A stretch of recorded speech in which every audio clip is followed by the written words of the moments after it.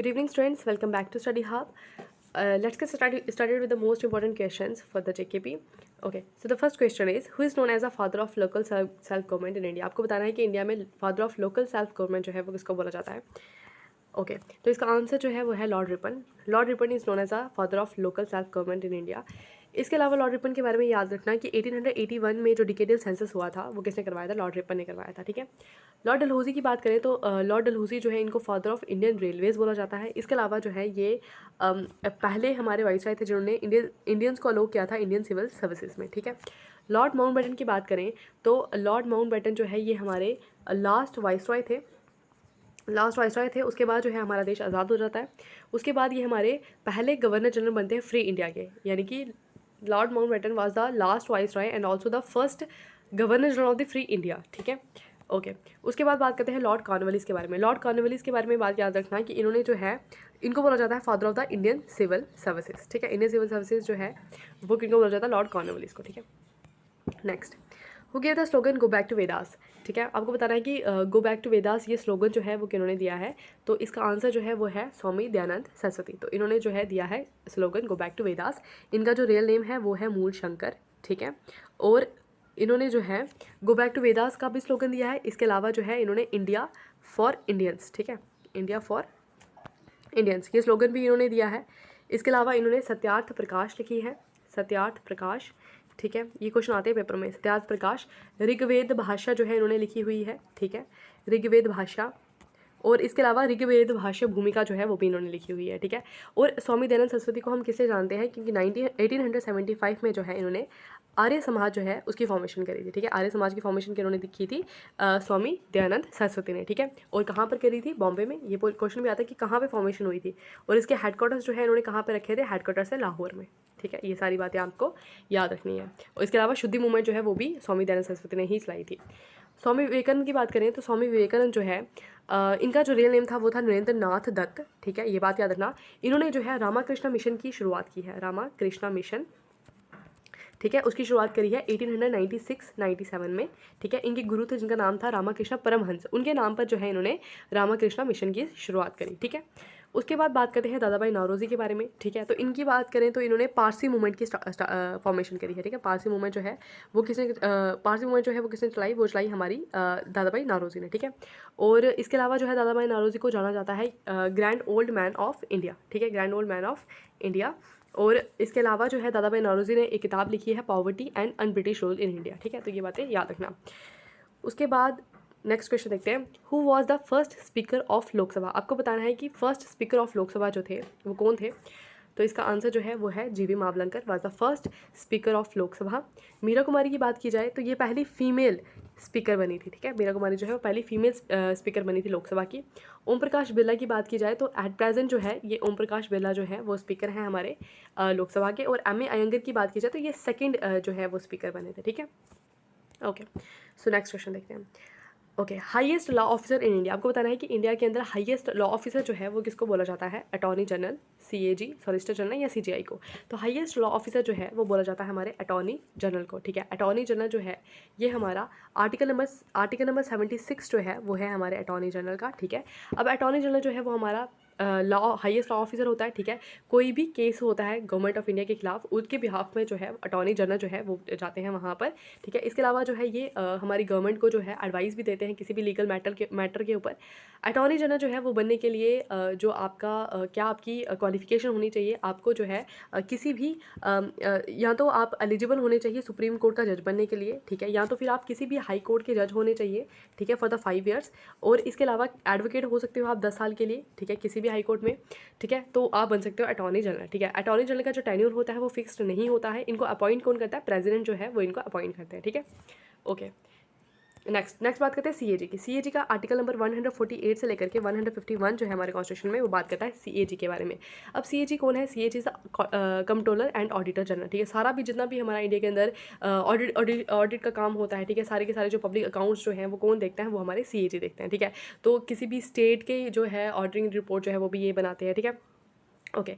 तो सीएजी के बारे में पता लग गया। और सीएजी का जो टर्म टेन्योर जो होता है वो कितना होता है 6 ईयर या फिर 65 ईयर्स होती है, ठीक है। इस टाइम पर जो सीएजी है वो कौन है, हमारे जीसी मुर्मू जो है वो हमारे कौन है, वो हमारे सीएजी हैं। जीसी मुर्मू आपको पता होगा कि हमारे यहाँ पर लेफ्टिनेंट गवर्नर थे, ठीक है। फर्स्ट लेफ्टिनेंट गवर्नर हमारे जीसी मुर्मू बने थे और इस टाइम पे जो है वो सीएजी जो है एज ए सीएजी जो है वो कर रहे हैं, ठीक है। अटॉर्नी जनरल की बात की जाए तो इस टाइम पे के वेणुगोपाल जो है वो हमारे अटॉर्नी जनरल है, ठीक है। ओके, नेक्स्ट बात करें सॉलिसिटर जनरल। सॉलिसिटर जनरल जो है वो हमारे अटॉर्नी जनरल के अंडर ही होते हैं। 2 सॉलिसिटर जनरल होते हैं जो इनको असिस्ट करने का काम करते हैं। और सीजीआई जो है वो कौन है, हमारे चीफ जस्टिस ऑफ इंडिया, ठीक है। Okay, chief justice of India की अपॉइंटमेंट जो है वो कौन करते हैं, वो भी प्रेसिडेंट ही करते हैं, ठीक है। ओके, नेक्स्ट देखते हैं। Okay, national emergency is under which article of the constitution. आपको बताना है कि नेशनल इमरजेंसी जो है वो कौन से आर्टिकल के अंदर आती है। तो नेशनल इमरजेंसी जो है वो आती है आर्टिकल नंबर 352, ठीक है। अब नेशनल इमरजेंसी जो है वो क्यों लगाई जाती है, नेशनल इमरजेंसी लगाई जाती है यहाँ पर अगर हमारे यहाँ पर कोई एक्सटर्नल एग्रेशन हो जाता है, ठीक है। एक्सटर्नल एग्रेशन, ठीक है। या फिर यहाँ पर क्या होगी, हमारी वॉर होगी, ठीक है, वॉर डिक्लेयर होगी, तो यहाँ पर नेशनल इमरजेंसी जो है वो लगा दी जाएगी। या फिर यहाँ पर जो है आर्म्ड रेबिलियन जो है वो हो जाता है, मतलब कि अगर हमारी स्टेट के अंदर ही, हमारी कंट्री के अंदर ही आर्म्ड रेबिलियन जो है यहाँ पर हो जाता है तो भी नेशनल इमरजेंसी लगाई जाती है। अब आपको पता होगा कि नेशनल इमरजेंसी जो है वो 3 बार लगाई जा चुकी है। एक बार लगाई गई थी 1962 में लगाई गई थी, जब हमारी इंडो साइनो वॉर हुई थी उस टाइम पर लगाई गई थी, ठीक है। चाइनीज़ एग्रेशन हुआ था यहाँ पर अशकाई चेन वाला एरिया में, ठीक है। उसके बाद जो है 1971 के अंदर जो हमारी इंडो पाक वार हुई थी उस टाइम पे बिल लगाई गई थी, जिस टाइम पे बांग्लादेश की फॉर्मेशन होती है। उसके बाद 1975 के अंदर लगाई गई थी, तो ये हमारा आर्म्ड रेबिलियन हो गया था, उसके वजह से जो है यहाँ पर हमारी यहाँ पर क्या लगाई गई थी, नेशनल इमरजेंसी जो है वो लगाई गई थी। 3 बार लगाई जा चुकी है, ठीक है, ये बात याद रखना। उसके बाद इसका आंसर जो है 352 है। उसके बाद 356 की बात की जाए तो ये है हमारी स्टेट इमरजेंसी, ठीक है। स्टेट इमरजेंसी को ही हम क्या बोलते हैं, प्रेसिडेंशियल रूल, क्या बोलते हैं, प्रेसिडेंशियल, ठीक है। क्योंकि यहाँ पर प्रेसिडेंट के अंडर जो है वो डायरेक्ट रूल हो जाता है स्टेट का, प्रेसिडेंशियल रूल। और या फिर इसको हम क्या बोलते हैं, या फिर हम इसको बोलते हैं कॉन्स्टिट्यूशनल इमरजेंसी, ठीक है। कॉन्स्टिट्यूशनल इमरजेंसी तो होता क्या है कि यहाँ पर किसी भी स्टेट के अंदर अगर गवर्नमेंट जो है वो according to the Indian constitution काम नहीं कर रही है तो गवर्नर जो है वो क्या करेगा, वो प्रेसिडेंट को रिपोर्ट करेगा कि यहाँ पर जो है अच्छे तरीके से काम नहीं हो रहा, तो उस स्टेट में जो है यहाँ पर स्टेट इमरजेंसी जो है वो यहाँ पर लगा दी जाएगी। तो हमें JNK के अंदर तो जो है वो पहले कितनी बार लगती थी यहाँ पर, ठीक है। ओके, उसके बाद बात करते हैं हम आर्टिकल नंबर 360 के बारे में। तो आर्टिकल नंबर 360 जो है ये बताता है हमारे फाइनेंशियल इमरजेंसी के बारे में, ठीक है। फाइनेंशियल इमरजेंसी, तो फाइनेंशियल इमरजेंसी जैसे कि हमें आपको बताइए कि यहाँ पर श्रीलंका के अंदर फाइनेंशियल जो है क्या होता है, क्राइसिस हो गया है ना, तो इंडिया के अंदर अभी तक जो है फाइनेंशियल इमरजेंसी कभी भी लगाई नहीं गई है, ठीक है। आर्टिकल नंबर 368 जो है ये बताता है हमारे अमेंडमेंट के बारे में, ठीक है। तो हम हमारे कॉन्स्टिट्यूशन में अमेंडमेंट कर सकते हैं अंडर आर्टिकल नंबर 368, ठीक है। ओके ओके, नेक्स्ट ज्योग्राफी से क्वेश्चन है, longest day in northern hemisphere. आपको पता है नॉर्दर्न हेमिस्फीयर में जो है लॉन्गेस्ट डे जो है वो कौन सा होता है, ठीक है। ये हमारी अर्थ है, ये हमारा इक्वेटर है, ठीक है, 0 डिग्री, ये है हमारा नॉर्दर्न पार्ट, ये है हमारा सदर्न पार्ट, ठीक है। ओके, तो आपको बताना है कि नॉर्दर्न हेमिस्फीयर में लॉन्गेस्ट डे जो है वो कौन सा होता है, वो होता है हमारा 21 जून को, ठीक है। 21 जून को जो है लॉन्गेस्ट डे होता है, इसको हम समर सोलिस्ट भी बोलते हैं, ठीक है, ये बात भी याद रखना आप, ठीक है। उसके बाद क्यों है ये लॉन्गेस्ट डे नॉर्दर्न हेमिस्फीयर में, कि आपको पता है कि यहाँ पर ट्रॉपिक ऑफ कैंसर है, ये है tropic of Capricorn. Tropic of cancer जो है वो 23.5 पे है और ट्रॉपिक ऑफ कैप्रिकॉर्न जो है वो 23.5, ये नॉर्थ पे है और ये साउथ पे है, ठीक है।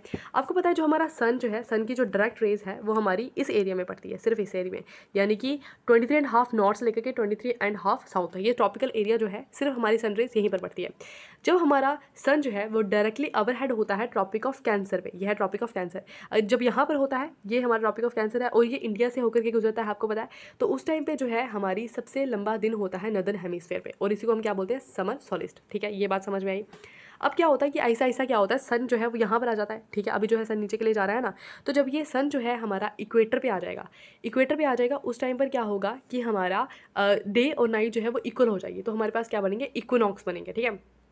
इक्विनॉक्स बनेंगे और 2 इक्विनॉक्स बनते हैं, ठीक है। एक इक्विनॉक्स बनता है हमारा 21 मार्च को, इसका आंसर तो आपको बता गया, लॉन्गेस्ट डे आ गया 21 जून को, ठीक है। तो एक इक्विनॉक्स बनता है हमारा 21 मार्च को और एक इक्विनॉक्स बनता है हमारा 23 सितंबर को। तो 21 मार्च को जो बनता है इसको हम क्या बोलते हैं, इसको बोलते हैं स्प्रिंग इक्विनॉक्स, ठीक है, स्प्रिंग इक्विनॉक्स। और 23 सितंबर को जो बनता है इसको बोलते हैं ऑटोमन इक्विनॉक्स, ठीक है, ऑटोमन। इस टाइम पर क्या होता है कि हमारा जो सन होता है वो डायरेक्टली ओवरहेड होता है किसके, इक्वेटर के, तो इक्वेटर के ओवरहेड होगा तो यहाँ पर क्या होगा, बराबर के डे और नाइट हो जाते हैं, ठीक है। और 22 दिसंबर की बात की जाए तो इस टाइम पर बनता है हमारा विंटर सोलिस्ट बनता है, यानी कि ये सबसे शॉर्टेस्ट डे होता है, शॉर्टेस्ट डे होता है कहाँ पर, नदर हेमिस्फेयर में, ठीक है। तो नदर और सदर हेमिस्फेयर का किस तरह से चलता है, एक बार मैं आपको फिर से एक्सप्लेन करती हूँ। ये हमारा अर्थ है, ये हमारा इक्वेटर है, ये ट्रॉपिक ऑफ कैंसर है, ये हमारा ट्रॉपिक ऑफ कैप्रिकॉन है, ठीक है। 23.5 नॉर्थ है, ये 23.5 साउथ है, ये हमारा इक्वेटर 0 डिग्री पे, ठीक है। अब देखो अभी इस टाइम पे जैसे अभी हम सितंबर चल रहा है, 23 सितंबर आने वाला है, तो 23 सितंबर में पता क्या होगा कि ये जो हमारा सन है ना, ये यहाँ पर पहुँच गया है, ट्रॉपिक ऑफ कहाँ पर, इक्वेटर पे पहुँच गया है, ठीक है। इसलिए जो हमारा नदर हेमिस्फीयर यानी कि हम लोग तो यहाँ पर है ना, यहाँ पर है हमारा इंडिया, ठीक है। ट्रॉपिक ऑफ कैंसर यहाँ से होकर के जाता है, ठीक है। तो हमारा इंडिया यहाँ पर, अब यहाँ पर क्या हो रहा है कि बराबर के इक्वल जो है वो डे और नाइट होते जा रहे हैं। उसके बाद ये सन नीचे आ जाएगा, कैप्रिकॉन पे चल जाएगा। अब यहाँ पर जो है 22 दिसंबर जब आएगा ना, 22 दिसंबर को यहाँ पर जो सदर्न हेमिस्फीयर है यहाँ पर हमारा लॉन्गेस्ट नाइट होती है, ठीक है। और यहाँ पर क्या होता है, हमारे यहाँ पर शॉर्टेस्ट नाइट होती है, ठीक है। उस टाइम पर शॉर्टेस्ट नाइट होती है और यहाँ पर लॉन्गेस्ट होती है, ये बात याद रखना।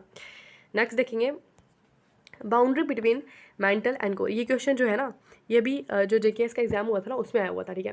तो ओके, तो आपको पता है कि हमारी जो अर्थ है, ये हमारी अर्थ है। अर्थ जो है वो 3 पार्ट में डिवाइड है एक्चुअली। ये मतलब कि अर्थ के इंटीरियर्स की बात कर रहे हैं, यहाँ पर क्रस्ट है, ठीक है। क्रस्ट के नीचे जो है वो मेंटल है, मेंटल के नीचे जो है जाकर के क्या है, कोर है, ठीक है। ये अंदर वाला पार्ट की बात करें कि ये अंदर है, यहाँ मतलब क्रस्ट है, ऊपर क्रस्ट के ऊपर जो है नीचे जो है वो क्या है, मेंटल है, और मेंटल के जो नीचे वाला पार्ट है वो क्या है, हमारी कोर है, ठीक है। अब ये जो हमारी, मैंने आपको बताया कि क्रस्ट जो है, ये क्रस्ट है ना, क्रस्ट भी आगे जो है वो हमारी 2 पार्ट में डिवाइड है, एक है अपर क्रस्ट और एक है लोअर क्रस्ट, ठीक है। अपर क्रस्ट, और पहले क्वेश्चन पढ़ लेते हैं। इन्होंने बोला कि boundary between mental and core, mental और कोर के बीच की जो बाउंड्री है, ठीक है, उसको क्या बोला जाता है। तो मेंटल और कोर की जो बाउंड्री है उसको बोला जाता है हमारे क्या, गटनबर्ग डिस्कॉन्टिन्यूटी। क्या बोलते हैं, गटनबर्ग डिस्कॉन्टिन्यूटी। एक्चुअली बाउंड्री है, इनको क्या बोलते हैं, डिस्कॉन्टिन्यूटी बोलते हैं, ठीक है। यहाँ से जो है नेक्स्ट लेयर जो है वो यहाँ पर स्टार्ट हो जाती है, ठीक है। बाकी के बारे में बात करते हैं, स्टार्टिंग से स्टार्ट करते हैं। देखो जैसे यहाँ पर ये क्रस्ट है, ठीक है। क्रस्ट भी क्या है, अपर क्रस्ट है और लोअर क्रस्ट है। तो अपर क्रस्ट और लोअर क्रस्ट के बीच में जो यहाँ पर डिस्कॉन्टिन्यूटी होगी, इसको क्या बोलेंगे, इसको बोलेंगे कॉनराड डिस्कॉन्टिन्यूटी। क्या बोलेंगे, कॉनराड, ये फर्स्ट वाली कॉनराड डिस्कॉन्टिन्यूटी। फिर ये क्रस्ट है और यहाँ पर मेंटल है। क्रस्ट और मेंटल के बीच में जो डिस्कॉन्टिन्यूटी है इसको क्या बोलेंगे, इसको बोलेंगे मोहरविक डिस्कॉन्टिन्यूटी, ठीक है। क्या बोलेंगे, मोहरविक डिस्कॉन्टिन्यूटी, जो हमारी क्रस्ट और मेंटल के बीच में आती है। अब मेंटल भी 2 पार्ट में डिवाइड है, यह है अपर मेंटल और यह है लोअर मेंटल। अब अपर मेंटल और लोअर मेंटल जो है, इन दोनों के बीच में जो डिस्कॉन्टिन्यूटी है इसको क्या बोलेंगे, इसको बोलेंगे रैपिटी डिस्कॉन्टिन्यूटी। क्या बोलेंगे, रैपिटी डिस्कॉन्टिन्यूटी। उसके बाद आता है हमारा मेंटल और कोर। मेंटल और कोर के बीच में जो डिस्कॉन्टिन्यूटी है इसको क्या बोलेंगे, गटनबर्ग डिस्कॉन्टिन्यूटी बोलेंगे, जो हमारा क्वेश्चन है, boundary between mental and core, Gutenberg discontinuity. उसके बाद क्या होती है, जो हमारी कोर है वो भी 2 पार्ट में डिवाइड है, अपर कोर और लोअर कोर, और इन दोनों के बीच में जो डिस्कॉन्टिन्यूटी है उसको बोलेंगे लेमैन डिस्कॉन्टिन्यूटी, ठीक है। एक बार फिर से मैं आपको बताती हूँ। देखो ये है हमारी क्या, क्रस्ट, ठीक है। ये क्या है हमारी मेंटल, ये क्या है हमारी कोर, ठीक है। ये है क्रस्ट, ये है हमारी मेंटल और ये है हमारी कोर, ठीक है। अब क्रस्ट जो है वो भी 2 पार्ट में डिवाइड है, ये है अपर क्रस्ट और ये है लोअर क्रस्ट। अब यहाँ पर जो डिस्कॉन्टिन्यूटी है वो है कॉनराड डिस्कॉन्टिन्यूटी, ठीक है। सी से याद रखना, क्रस्ट ये कॉनराड है। सबसे पहले कौन सी है, कॉनराड डिस्कॉन्टिन्यूटी। उसके बाद में क्या है कि क्रस्ट और मेंटल के बीच में भी एक डिस्कॉन्टिन्यूटी है जिसको हमने क्या बोला, मोहरविक डिस्कॉन्टिन्यूटी, ठीक है। ये बात याद रखना। अब अपर मेंटल और लोअर मेंटल में भी डिस्कॉन्टिन्यूटी है जिसका नाम है रैपिटी डिस्कॉन्टिन्यूटी, ठीक है।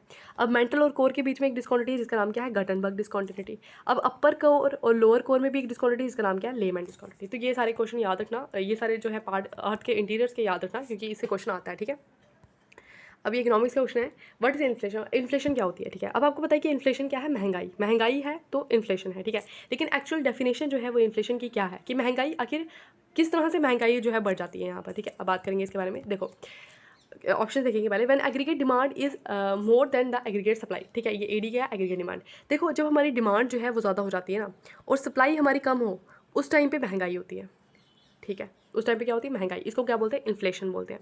कहने का मतलब यह है कि लोगों के पास पैसा बहुत ज़्यादा है। अब पैसा ज़्यादा है उसकी वजह से क्या हो रही है, अब पैसा ज़्यादा है इसके लिए भी डिमांड ज़्यादा हो सकती है, पॉपुलेशन ज़्यादा है इसलिए भी डिमांड ज़्यादा हो सकती है, ठीक है। तो डिमांड ज़्यादा होने के बहुत सारे कारण हैं, ठीक है। लेकिन मेनली जो हम मानते हैं वो ये है कि लोगों के पास पैसा ज़्यादा है इसलिए वो ज़्यादा डिमांड कर रहे हैं। अब ज़्यादा डिमांड कर रहे हैं लेकिन उतनी सप्लाई नहीं है, तो उस टाइम पर क्या होता है कि जो प्राइसेस हैं वो बढ़ जाते हैं। जब प्राइसेस बढ़ जाते हैं तो क्या हो जाती है, इन्फ्लेशन हो जाती है, ठीक है। क्योंकि हम एग्रीगेट डिमांड जो है वो पूरी नहीं कर पाते लोगों की और सप्लाई इतनी नहीं होती है, तो इसलिए प्राइसेस जो है वो चीज़ों के बढ़ जाते हैं। तो ये होगी हमारी क्या, इन्फ्लेशन। तो inflation is when aggregate demand is more than the aggregate supply, then prices rises and that is called the inflation. समझ आई। अब देखो, अब जब हमारे यहाँ पर सप्लाई ज़्यादा है लेकिन डिमांड इतनी नहीं है। इसका मतलब क्या है, लोगों के पास पैसा नहीं है, या तो ये कारण हो सकता है, या तो पॉपुलेशन नहीं है, ठीक है, कोई भी कारण हो सकता है। लेकिन मेन जो है हम यही मानते हैं कि अगर लोगों के पास पैसा नहीं है तो वो डिमांड भी नहीं करेंगे। अगर वो डिमांड नहीं करेंगे तो सप्लाई जो है वो तो ज़्यादा ही है ना, लेकिन डिमांड जो है वो नहीं कर रहे, लोग डिमांड नहीं कर रहे, तो इसकी वजह से क्या होगा, प्राइसेस जो है वो कम हो जाएगा। ऑब्वियसली बात है, जब ज़्यादा चीज़ें होती हैं, ज़्यादा चीज़ें मतलब कोई आप कहीं भी कुछ लेने के लिए गए, वहाँ पे बहुत सारी चीज़ें, तो वो आपको बोलेगा कि आप सस्ते में ले जाओ, ठीक है ना, तो प्राइसेस जो है वो चीज़ों के कम होते जाएंगे, ठीक है। तो ये होगी हमारी क्या, इस चीज़ को क्या बोलते हैं, इसको बोलते हैं डिफ्लेशन, ठीक है, इसको बोलते हैं डिफ्लेशन, ठीक है। उसके बाद बात करते हैं, जब हमारे यहाँ पर एग्रीगेट डिमांड जो है ये मतलब ऐसा होता नहीं है कभी भी कि जितनी डिमांड है उतनी ही सप्लाई है, तो इसको बोलते हैं मार्केट इक्विलिब्रियम, ठीक है। मार्केट इक्विलिब्रियम होता है जब एग्रीगेट डिमांड जो है एग्रीगेट सप्लाई के बराबर होती है, ठीक है, तो उस टाइम पे हमारे यहाँ पर इक्विलिब्रियम बन जाता है, ठीक है, ओके। अब इन्फ्लेशन बढ़ने के कारण क्या है कि अगर आपके यहाँ पर वेजेस जो हैं वो बढ़ जाए, अगर यहाँ पर पॉपुलेशन बढ़ जाए तो भी डिमांड ज़्यादा हो जाएगी, पॉपुलेशन बढ़ गई, वेजेस बढ़ गया, ठीक है, तो ये सब कारण हो सकते हैं यहाँ पर, ठीक है। ब्लैक मनी एक कारण हो सकता है, ठीक है, ब्लैक मनी होगी, ठीक है, और गवर्नमेंट सब्सिडीज़ आ गई, ठीक है, तो ये कारण हो सकते हैं हमारे किसके, डिमांड बढ़ने के, ठीक है, ओके। नेक्स्ट देखते हैं, goods which have negative relation with income are called, मतलब ऐसे गुड्स जिनका इनकम के साथ नेगेटिव रिलेशन है। देखो नेगेटिव रिलेशन का क्या मतलब हुआ यहाँ पर, कहने का मतलब यह है कि आपकी अगर इनकम बढ़ेगी तो तो उस गुड्स की डिमांड जो है वो कम हो जाएगी। देखो ये बिल्कुल मतलब जो मैंने आपको पहले कंसेप्ट बताया उसके बिल्कुल ही क्या अपोजिट है। तो तभी उन्होंने कहा कि नेगेटिव रिलेशन है। ऐसा कैसे हो सकता है कि किसी की इनकम बढ़ेगी तो डिमांड कम हो जाएगी, ऐसे कैसे हो सकता है। इनकम बढ़ने से डिमांड कम तभी होगी जब वो क्या होगा, एक इन्फीरियर गुड होगा। इन्फीरियर गुड का मतलब क्या हो गया, देखो जी, जैसे अभी हम जाते हैं कहीं से भी जो है सेल से हम क्या लेते हैं, सपोज हम सेल से कपड़े ले लेते हैं अभी, ठीक है ना, लेते हैं, सब लेते हैं ना। तो इसका मतलब ये है कि हमारे पास क्या है, हमारी हमारी अभी इनकम का सोर्स नहीं है ना एक पर्टिकुलर, तो हम क्या कहते हैं, हमें जो कपड़े मिलते हैं हम ले लेते हैं, चाहे वो इन्फीरियर क्वालिटी के हो, हम नहीं देखते कि वो बेटर क्वालिटी के हैं या नहीं है। तो लेकिन अगर सपोज अब हमारी जॉब लगी, ठीक है, जब हमारी जॉब लगी तो हम थोड़ी लेंगे सेल से कपड़े, तो हम बड़े बड़े शोरूम में जाएंगे। तो क्या होगा कि जब हमारी इनकम बढ़ेगी तो हमारा जो इन्फीरियर गुड्स है उसकी डिमांड जो है वो हमारी लाइफ में क्या हो जाएगी, कम हो जाएगी। तो यही बोला इन्होंने कि नेगेटिव रिलेशन है इनकम के साथ किसका, इन्फीरियर गुड्स का। ऐसे जो है हमारे इनकम के साथ क्या होता है, पॉजिटिव रिलेशन होता है किस गुड्स का, नॉर्मल गुड्स का, कि हमारी इनकम अगर बढ़ेगी तो हमारी क्या हो जाएगी, अगर हमारी इनकम बढ़ रही है तो हमारी डिमांड बढ़ रही है ना, इनकम बढ़ रही है तो डिमांड बढ़ रही है। लेकिन यहाँ पर क्या हो रहा है, यहाँ पर हो रहा है हमारी इनकम बढ़ी लेकिन हमारी इन्फीरियर गुड्स के लिए जो डिमांड है वो क्या होगी, कम होगी, ठीक है, समझ में आई बात। नेक्स्ट देखते हैं सब्सटीट्यूट गुड्स क्या होते हैं। सब्सटीट्यूट गुड्स क्या होते हैं कि जब हम जैसे कि टी है, एग्जांपल टी है और कॉफ़ी है, ये दोनों जो है, ये दोनों क्या है, एक दूसरे के सब्सटीट्यूट है। सपोज करते हैं हम टी जो है ना इसका प्राइस जो है बढ़ गया, ठीक है, टी जो है मतलब हम लोग जो है हम क्या करते हैं, चाय पीते हैं, लेकिन टी का जो है प्राइस इतना ज़्यादा बढ़ गया, इतना ज़्यादा बढ़ गया, तो अब आप क्या करोगे, अब आप टी पीना छोड़ दोगे, ठीक है, आप चाय नहीं पियोगे, अब क्या करोगे, कॉफ़ी पीना शुरू कर दोगे, ठीक है। या फिर इस तरह से भी हो सकता है कि अगर आप कॉफ़ी पीते हो और कॉफ़ी का रेट इतना बढ़ गया, इतना बढ़ गया, आपने क्या किया, कॉफ़ी छोड़ दी, आपने चाय पीना शुरू कर दिया। अब आपको पीना तो है ना कुछ, या तो चाय पियोगे या तो कॉफ़ी पियोगे, ठीक है। तो ये दोनों क्या है, सब्सटीट्यूट गुड्स है कि आप एक के जगह दूसरे को यूज़ कर सकते हो, ठीक है, इनको बोलते हैं सब्सटीट्यूट गुड्स। फिर नेक्स्ट है यहाँ पर कंप्लीमेंट्री गुड्स। तो कंप्लीमेंट्री गुड्स जो है वो क्या होते हैं, जैसे कि फॉर एग्जांपल, हाँ एग्जांपल लेते हैं, जैसे कि कार है और पेट्रोल है, ठीक है, तो ये जो है ये दोनों एक दूसरे के साथ ही यूज़ होंगे। कहने का मतलब ये है कि अगर आपने कार ले ली तो आपको पेट्रोल भी लेना ही पड़ेगा, ठीक है, कार के बिना पेट्रोल की कोई वैल्यू नहीं है। कार ज़रूरी नहीं, कार कोई भी ऑटोमोबाइल हो सकते हैं, मतलब बाइक ले ली, कुछ भी, कोई भी आपके पास है, ठीक है, तो पेट्रोल का कोई काम नहीं है अगर आपके पास कोई मतलब कार नहीं है या कुछ नहीं है, ठीक है ना। तो ये कॉम्प्लीमेंट्री गुड्स है। पेट्रोल, अब देखो पेट्रोल के दाम बड़े ज़्यादा बढ़ गए, मतलब पेट्रोल का रेट इतना बढ़ गया, इतना बढ़ गया, इतना बढ़ गया, तो लोग जो है ज़्यादा कार नहीं खरीदेंगे, है ना। लेकिन अगर पेट्रोल बहुत कम हो गया तो आप देखोगे कि लोग जो है वो कार खरीदना ज़्यादा शुरू कर देंगे। तो ये जो है इन दोनों के बीच में भी एक रिलेशन है, ठीक है। तो इसको बोलते हैं कॉम्प्लीमेंट्री गुड्स है, मतलब एक के बिना दूसरा जो है उसकी कोई वैल्यू नहीं है, ठीक है। पेट्रोल के बिना कार की नहीं है और कार के बिना पेट्रोल की नहीं है, ठीक है। तो इनको बोलते हैं कॉम्प्लीमेंट्री गुड्स। नेक्स्ट देखते हैं। नेक्स्ट आई थिंक ये जो है क्वेश्चन हमारा लास्ट क्वेश्चन है, ठीक है, चलो। Image is formed on which part of the eyes, ठीक है, हमारी आइज़ के कौन से पार्ट में जो है इमेज फॉर्मेशन होती है, ठीक है। देखो रेटिना जो है ना ये हमारा लास्ट पार्ट था। अच्छा इसका आंसर इन्फीरियर कोर्स था, इन्फीरियर कोर्स, ठीक है, आंसर भी टिक कर लिया करोगे, ठीक है, ओके। तो image is formed on which part of eyes, तो आइज़ के कौन से पार्ट में जो है इमेज फॉर्मेशन होती है। तो इमेज फॉर्मेशन जो है वो हमारी कहाँ पर होती है, रेटिना में। रेटिना जो है वो लास्ट पार्ट होता है हमारी आइज़ में, मतलब जो लास्ट पार्ट होता है वहाँ पर हमारी इमेज फॉर्मेशन होती है रेटिना में, ठीक है, रेटिना में। यहाँ पर जो है वो हमारी इमेज बनती है। बाकी की बारे में बात करते हैं, जैसे कि ये हमारी आई है ना, देखो this is my drawing, this is I, है ना। चलो ये हमारी आई है, आई के अंदर जो ये जो सफेरिकल बल्ज पार्ट है ना, इसको हम क्या बोलेंगे, इसको हम बोलते हैं कॉर्निया, ठीक है। जो हम डोनेट करते हैं ना, तो हम क्या डोनेट करते हैं, ये कॉर्निया जो है ये हम डोनेट करते हैं, ठीक है। ओके तो एक सेकेंड ख़राब हो गया आइस, ये आ गई हमारी आई, है ना। तो ये जो पार्ट है ना आई के अंदर, अच्छी बना लेते हैं थोड़ी सी, तो ये आ गया आई, ठीक है। तो ये सफेरिकल पार्ट जो मैंने आपको बताया इसको हम क्या बोलेंगे, कॉर्निया बोलेंगे, जिसको हम डोनेट करते हैं। उसके बाद ये आता है हमारा ये वाला पार्ट जिसको हम कलर्ड पार्ट बोलते हैं, ये क्या है हमारा आइरिस, ठीक है। आइरिस जो है ये हमारा कलर्ड पार्ट है, ये कंट्रोल करता है हमारी आई के अंदर जो है कितनी लाइट जो है जानी चाहिए, वो हमारा कंट्रोल करता है कौन, आइरिस कंट्रोल करता है। और ये प्यूपिल क्या होता है, ये जो बीच में हमारी आंखों के अंदर होता है ना ये, ठीक है, इसको क्या बोलते हैं, पीपल बोलता है। अब आपको पता होगा कि जिस टाइम पर लाइट अगर ज़्यादा होगी ना, बड़ी ब्राइट लाइट होगी, उस टाइम पे जो है पीपल का साइज़ बिल्कुल छोटा, कभी नोटिस करना आप, बिल्कुल छोटा हो जाता है बिल्कुल, ठीक है। तो ये ज़्यादा नहीं अलो करता कि लाइट मतलब ज़्यादा इंटेंसिटी की लाइट जो है वो हमारी आंखों के अंदर फॉल करे, ठीक है। तो बहुत ही ज़्यादा छोटा हो जाता है जब ज़्यादा लाइट होती है, और जैसे ही लाइट जो है डिम हो जाएगी इसका साइज़ देखना इतना बड़ा हो जाता है, इतना बड़ा साइज़ इसका हो जाता है, ठीक है। तो ये है मेरा पीपल, ठीक है। ओके, तो आई होप आज का सेशन आपको अच्छा लगा होगा। आज के लिए बस इतना ही, बाकी करेंगे बाद में, तब तक के लिए bye bye, have a nice day.